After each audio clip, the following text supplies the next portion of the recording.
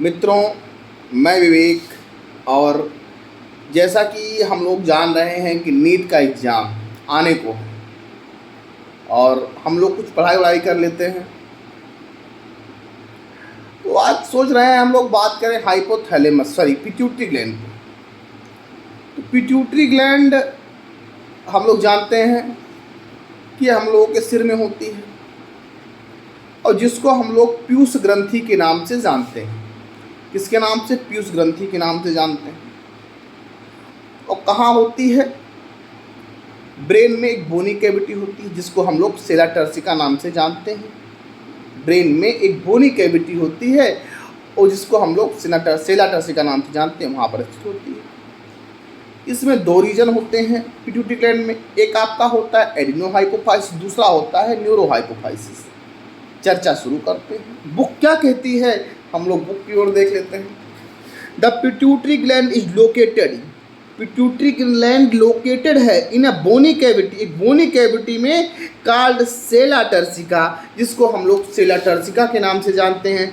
And is attached to hypothalamus, और ये attached होती है हाइपोथैलेमस से बाय स्टाक के माध्यम से। ठीक है, बोल रही है book, the pituitary gland is located in a bony cavity called sella turcica and attached to hypothalamus by a stalk.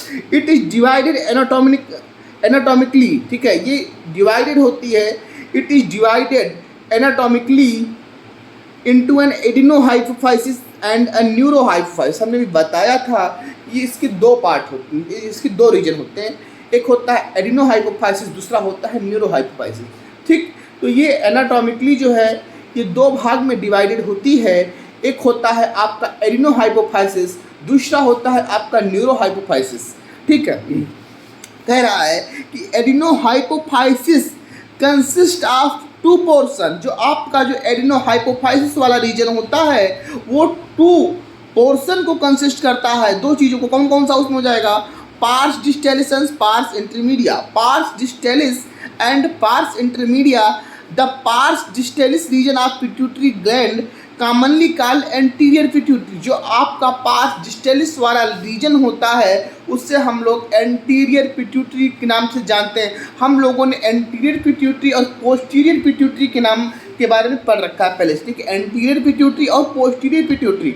तो जो हमने बताया अभी कि जो पार्स डिस्टेलिस वाला रीजन होता है इसको हम लोग एंटीरियर पिट्यूटरी के नाम से जानते हैं और ये निम्न प्रकार के हार्मोन को रिलीज करती है। इसका जो ट्रिक है वो फ्लैट पिग है। फ्लैट पिग ये for follicle stimulating hormone, follicle stimulating hormone, L for luteinizing hormone, flat pig. AC फिर ए फॉर एड्रीनोकार्टिकोट्रॉपिक हार्मोन, ACTH। ठीक है, एड्रीनोकार्टिकोट्रॉपिक हार्मोन। ठीक है, तो देखिए हम ये बोलिए बुक कि पिट्यूटरी ग्लैंड जो होती है आपकी commonly called the pars distalis region of pituitary, commonly called anterior pituitary, produce growth hormone GH। ठीक है, प्रोलैक्टिन, ये प्रोलैक्टिन को भी रिलीज करती है। थायराइड स्टिमुलेटिंग हार्मोन बोले तो TSH, adrenocorticotropic hormone, luteinizing hormone, follicle stimulating hormone. ये डिफरेंट टाइप के हार्मोन को रिलीज करती है। और जो पार्स इंटरमीडिया होती है secrete only one hormone called melanocyte stimulating hormone. कौन सा हार्मोन होता है? Melanocyte stimulating hormone. कौन सा? Melanocyte stimulating hormone. ये होता है पार्स इंटरमीडिया। ठीक है, उसके बाद क्या है?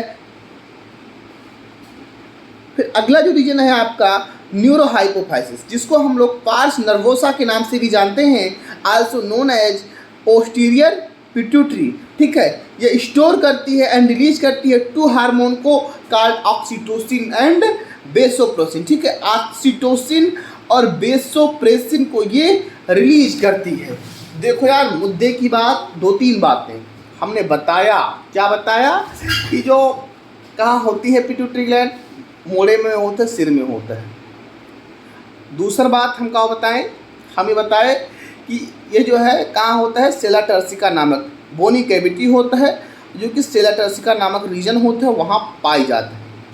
फिर हम तीसरी बात का बताए कि यमन दो रीजन होता है, एक होता है एडिनोहाइपोफाइसिस, दूसरा होता है न्यूरोहाइपोफाइसिस। हमने बताया क्या बताया हम एडिनो हाइपोफाइसिस और न्यूरो हाइपोफाइसिस। ई जवन एडिनो हाइपोफाइसिस होता है उमन दुई पार्ट हुई गए, एक होता है पार्स डिस्टेलिस और एक होता है पार्स इंटरमीडिया। और जौन पार्स डिस्टेलिस होता है उमन डिफरेंट टाइप का हार्मोन रिलीज करत है।